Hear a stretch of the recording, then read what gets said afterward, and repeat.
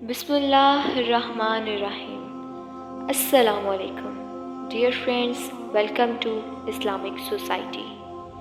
आज मैं आपको हज़रत मूसा अलैहिस्सलाम और सब्ज़ जानवर का वाक़या सुनाऊंगी। एक मर्तबा हज़रत मूसा अलैहिस्सलाम किसी जंगल में से ज़िक्र इलाही करते हुए जा रहे थे कि उन्हें ख़याल हुआ कि इस जंगल में शायद मेरे सिवा कोई अल्लाह का ज़िक्र ना करता होगा। अल्लाह ने दरिंदों और परिंदों को हुक्म दिया कि हमारे ज़िक्र की आवाज़ बुलंद करो।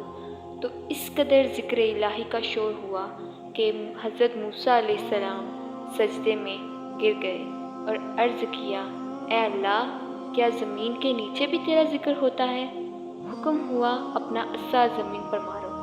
जब उन्होंने अस्सा ज़मीन पर मारा तो ज़मीन शक हो गई और पानी जोश मारता हुआ नज़र आया। हुक्म हुआ, इस पर भी अस्सा मारो। उन्होंने उस पर भी अस्सा मारा, एक स्याह पत्थर नमूदार हुआ। हुक्म हुआ, इस पर भी अस्सा मारो। आपने उस पर भी अस्सा मारा तो वो पत्थर शक हुआ और एक सब्ज़ जानवर निकला जो अल्लाह का जिक्र कर रहा था। आपने उससे पूछा, तेरी पैदाइश को कितना ज़माना हुआ है? उसने कहा, 300 बरस। आपने फिर पूछा, तेरा काम क्या है? उसने कहा, अल्लाह के ज़िक्र से बेहतर कौन सा काम हो सकता है?